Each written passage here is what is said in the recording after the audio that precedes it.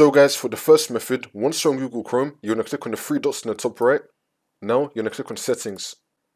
And then once this comes up on the left hand side, you're going to scroll down and then click on reset settings. Now you're going to click on restore settings to their original defaults.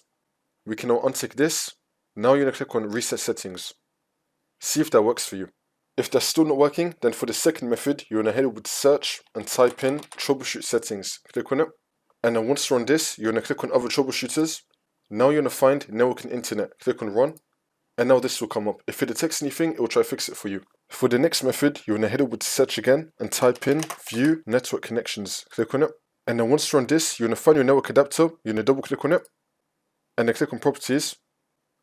And then click on internet protocol version 4.